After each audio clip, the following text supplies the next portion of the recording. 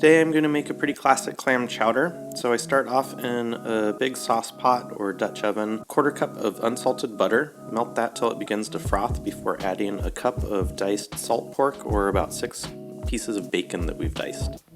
Cook that until it starts to get really nice and crispy. When the butter starts to foam up, that's kind of when you know that the pork has gotten crispy enough. And we're going to add a diced onion, diced celery, as well as garlic that we've minced. Sprinkle a little bit of salt on there to start drawing out some of the moisture from the vegetables. And cook this at a low heat. We're not trying to brown the vegetables at all, just kind of wilting them. Every once in a while, scrape the bottom of the pan to get any little vegetable or pork bits that might be sticking. Always scrape down the side of your pot as you go along too, just to make sure everything gets cooked evenly. Take your time cooking this down. Going slow is not a problem at all. You're just trying to really soften the flavors and start melding all those flavors together.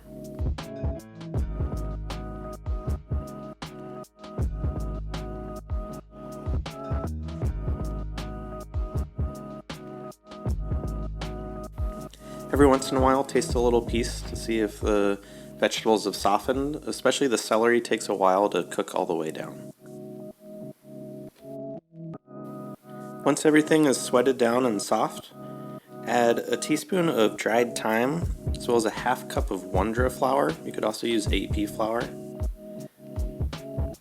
Stir this with the vegetables and all the fat that's in there, and it's going to kind of paste up.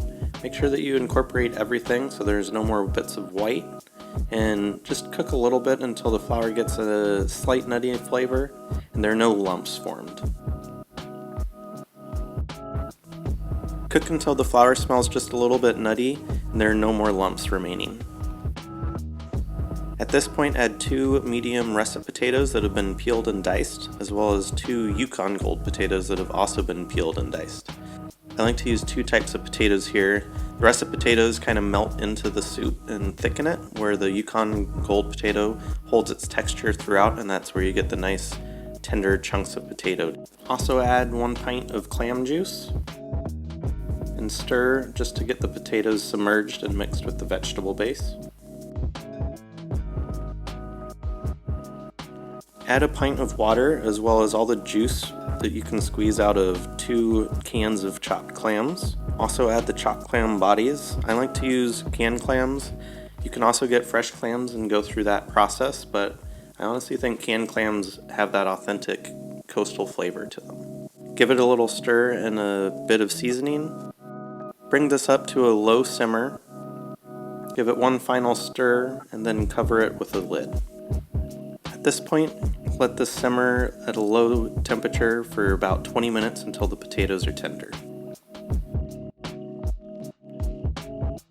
Give the pot a stir to make sure nothing's sticking to the bottom, then remove about 1/4 of the overall volume of soup.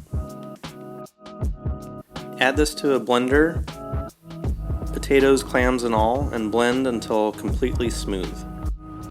By blending some of the soup, we're able to thicken the chowder without adding an excessive amount of flour at the beginning. That's why we only had to use a 1/2 cup, and this whole batch of soup is going to have a really nice rich consistency.